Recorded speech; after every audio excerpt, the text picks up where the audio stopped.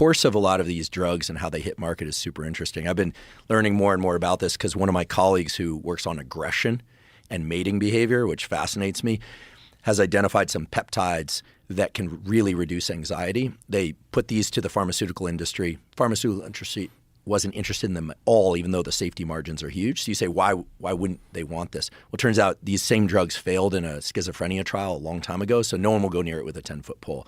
So the way the pharmaceutical industry generally approaches drugs is they love to remarket drugs for which there's already FDA approval, because then they don't have to go through all the safety stuff. Right. And when they do that, they can renew the patent. This is crucial, right? Because if you can get the generic version, now with things like GoodRx and these like little apps you can get, I mean, you can go into a pharmacy, you hit GoodRx, and it'll say, oh yeah, we've got some stuff that's about to expire. This $300 a month drug is $10. I've had this happen. It's amazing. If they can keep it out of the generic market, that's huge. And the way to do that is to find a new clinical use. So I don't know which one came first, narcolepsy or these focusing ADHD uses, or as a performance enhancer. But if the pharmaceutical industry, the people that own the patent to that drug, can find a new legitimate use, they just bought themselves, I think, another 10 years on the patent. So this was originally prescribed for schizophrenia, and then they were going to use these peptides for mating? Yeah. So in terms of the aggression, this is really interesting. This is the work of a guy at Caltech named David Anderson, and he works on mating and aggression and the relationship. Human beings. He has work related to humans, and the neighboring lab works on humans, but in mice and in humans. But these areas of the brain are really conserved. We can talk about which brain area, but what he discovered is that, meaning, that in mice and in humans, these brain structures look identical. Okay. And that the same classes of neurons exist, that if you were to stimulate them, because neurosurgeons have done this, people go into a rage, or in animals, if you stimulate them, the animals go into a rage. In fact, there are these videos online, they're incredible, where this is Dayu Lin's work when she was in David Anderson's lab. So you take two mice, a male mouse and a female mouse, and they're mating, right, as it were. And then they stimulate these neurons, because they can do that now using light, believe it or not. And the male immediately tries to kill the female. You can even just put him in a cage alone with a glove filled with air. He's walking around, you stimulate these neurons, and he just goes into a rage, right? Just trying to destroy this glove. But here's what's super interesting and no one understands. If you put this animal into a cage alone and stimulate, it looks pretty normal. It doesn't do anything. So it's not like it attacks itself. And, and every time there's this, horrible news event like the school shooting thing or something like that, I always think, what's going on there's a certain brain area. It's called the ventromedial hypothalamus. And this is a brain area that's really interesting because it has a population of neurons that control mating. You stimulate them, and animals will just start trying to copulate with basically whatever's around. If you give them a choice of their usual preference of, females if they're male, males if they're female, because that's the way mice go, one or the other, they will just try and start mating. You stimulate the other group of neurons, and they will try and kill the other mouse. So these are like switches in the hypothalamus. And are these like very distinct? Like when we talk about like neurons and switches, like how do you distinguish between the one? Can you see them? Like what is the difference? Great question. So for many decades, it was known that if you stimulate this brain area, you could get aggression. This is actually Nobel Prize winning work of a guy whose last name is Hess. And what they found was if you stimulate this brain area, cats would go into either two kinds of aggression. It was either defensive aggression, kind of with hair up, right, or you would stimulate a little bit more, and they would do the predatory aggression. Right? I'm probably doing this wrong, but like ears forward, and you're the hunter. Last time, I'm still learning about animal behavior in this way. But what's really interesting is that for years, no one could understand why, if you also stimulated this brain area and you used a different pattern of stimulation, you get mating behavior. And it turns out that the neurons are mixed in there like salt and pepper. David Anderson's lab figured out that these are molecularly distinct neurons.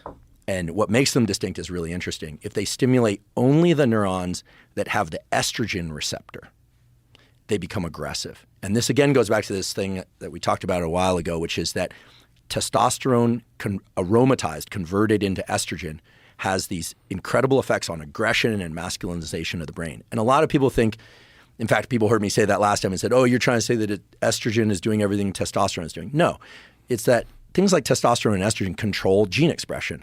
And so the fact that it's estrogen or testosterone. It doesn't really matter. It's the fact that these are molecularly distinct neurons. They can trigger these neurons, and they can get very distinct outputs of behavior. But what's crazy is you stop stimulating, the animal just goes back to doing whatever, and then goes, oh, yeah, I think I'll try and mate again. Now, eventually the female's like, hey, this is getting confusing. But it's clear that these sorts of things are also happening in humans. But normally we have kind of a weighting of aggression versus mating behavior, right? Some people choose to combine those, right? There's kind of extremes of that.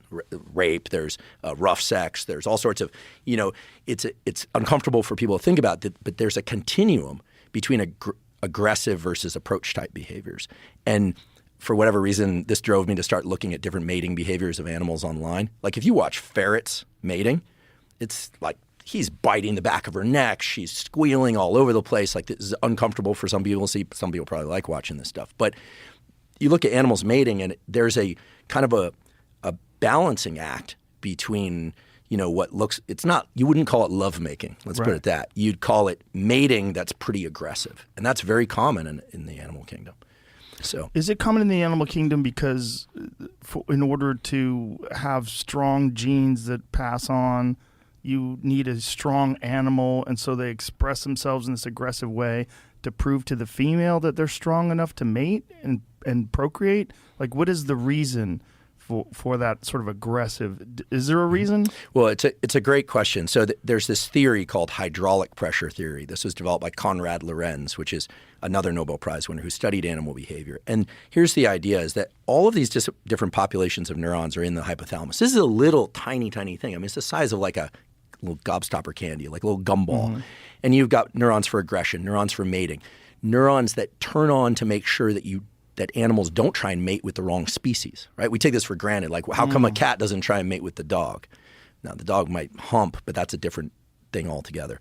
So it's all harbored in there. And this hydraulic theory is that all of these things are kind of weighted probabilities. So there's never zero probability that any of this will happen unless they're in sleep. But maybe it's 10% aggression, 80% mating while they're mating. Maybe another male enters the arena, and now there's sort of like a confusion, like, am I going to have to fight or can I keep mating? These kinds of things, because oftentimes these animals are communal in some way.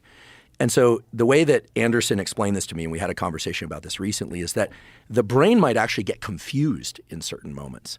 That, and there's also a kind of opioid pain relief thing that gets released during sexual activity. Pain threshold goes way up, right? And we were talking about this in the context of fetishes because, if you look at fetishes, they're not random. True fetishes are can be pathologies where people actually require the presence of something in order to become aroused. And those things almost always, if you look at true fetishes, are things like feet, dead bodies, feces, animals, things that are all very infectious. Exactly. Your facial expression illustrates it perfectly. My facial expression for those listening is yuck. Exactly. So, that's disgust. And you have circuits in your brain that are for disgust that are about getting you away from that thing because it's infectious, putrid, disgusting, and out of context. And then you think about sex and food appetite and all that, and it's all appetitive, as they call it. It's moving towards it. It's bringing in more of those molecules as opposed to trying to get away from like vomit or something. Right, but the feet thing, isn't it like guys like pretty feet? We're very visual animals, and so it may cross over into visual perception. And what arouses people differs, obviously. People have their different proclivities. But true fetishes are a kind of a confusion of this circuitry, right, where people confuse or learn arousal associated with something that's actually quite dangerous. I mean, you take the extreme one like dead body. It's like incredibly. Is that normal? No. Excuse me, not normal. Common. Like the dead body one? Not common. Not common. Common enough that you brought it up, though. Well, I've been reading up on this because I'm fascinated by the primitive in addition to the more evolved parts of the brain. So the way Anderson describes it is, you'll see animals mating, and then all of a sudden, he'll bite the back of her neck, or sometimes she'll bite him, and the theory is that some of the neurons, and they've seen this in brain imaging in real time because they can do that in animals, some of the neurons that are responsible for aggression will just suddenly, spike up there, right? And will kind of overtake the other behavior, and then they'll go back to mating. Now, when you're talking about studies on animals and they're doing this, it's there's these ethical questions. If you're going to do a study on humans, if you wanted to stimulate those same neurons and try to incite aggression or hostility or even arousal. But has anybody done it? They have. They have. They have. So a good friend of mine, Eddie Chang, he's the chair of neurosurgery at UCSF. He spends his life and he makes his living probing around in the brain of people who have epilepsy, looking for the site where if they stimulate, the person will have a seizure so that they can burn that area out or make some other manipulation. And he's told me that he's been poking – you can't poke around at random, right? You can't – every scientist would love to just do that experiment, just go in and kind of search. But there are sites where they'll stimulate thinking they might evoke a feeling of pleasantness or no feeling at all, and the person will go into a rage in the OR, in the operating room, because they're wide awake. You've probably seen these things of people with neurosurgery and they're playing the violin or things of that sort. Occasionally they'll hit an area where the person will say, I'm feeling super angry right now. And they'll say, let's back off a little bit from there. And they'll chart where they were in the brain. That is wild. So there's just like a spot. Yeah, there is. And we have switches, right? I mean, we have switches for rage, switches for all these things. I mean, that's like the psychologist Carl Jung, this idea that we have all things inside of us. I mean, people vary in their propensity for rage or for love or for anything, but at some level, we do have all things inside of us. We have the circuitry within us. And do you feel like that variation is neurochemical? That there's, I think it is neurochemical, and I think it is learned as well. This peptide that we were talking about earlier becomes relevant in this context. So David's lab discovered there's a peptide called tachykinin. It's related to another molecule that's involved in pain relief called substance P that we all make. Tachykinin has a bunch of different forms, but in humans, there's tachykinin 1 and tachykinin 2. In mice or humans that are socially isolated for a period of time, tachykinin levels go through the roof. This is very relevant to the recent past around the pandemic, in my opinion. It goes through the roof. And what happens? It creates anxiety, anger, and in particular, aggression. And so there are drugs that are tachykinin inhibitors. And I asked David, I said, well, why aren't we giving tachykinin inhibitors to people that are feeling anxious and aggressive and, kind of tamp that down? And we just had yet another school shooting, and we could talk about what that's about or not. And he said, this drug is actually approved. It's very safe. Stop. What are you saying? There's a drug that can block. But you're saying what that's about, but we're not? Oh, sorry. The tachykinin, I mean, was it elevated in, for instance, the kid that went and shot all those kids? How could they find that out post-mortem? I think they could do what's called mRNA in situ hybridization. They could see how much of the gene for tachykinin was being made. I think they should do post-mortem. I don't know how he was killed if his brain is still intact. I think, like most people, there's very little concern about him and more concern about the victims, as it should be. But just like with CT and football players, you want to know where the damage was. And also whether or not there was a brain thing there.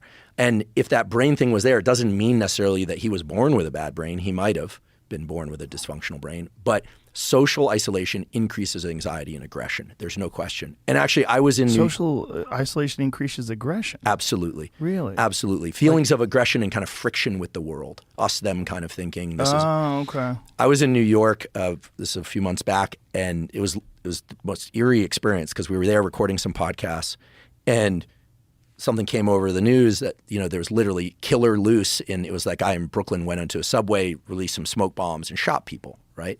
They found him in the Lower East Side walking around. Someone found him. So like killer on the loose in New York became a real thing for the time we were there. And it was super weird because we're staying down near the Lower East Side. And they get the guy, and what do they say? They say the same thing they always say about these guys.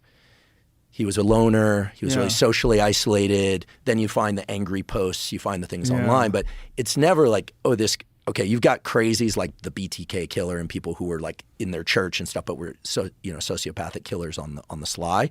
But these kind of what seem like random acts of aggression, almost always these people were highly socially isolated. And I'm not evoking sympathy. I want to be very clear. I know what you're saying. Nothing makes me more. I think everyone is furious and frustrated about this situation with the shooting. But I asked David about this. I was like, why aren't these drugs being used or prescribed? And he said, because years ago, there was a trial at a pharmaceutical company exploring the role of this drug in schizophrenia for reasons that aren't clear. And it didn't work. And it cost the company a ton of money. So now no companies want to go near it. There's this kind of blacklisting of drugs that failed in trials. And as a consequence, there's probably dozens, if not hundreds, of very useful medications out there that are just not being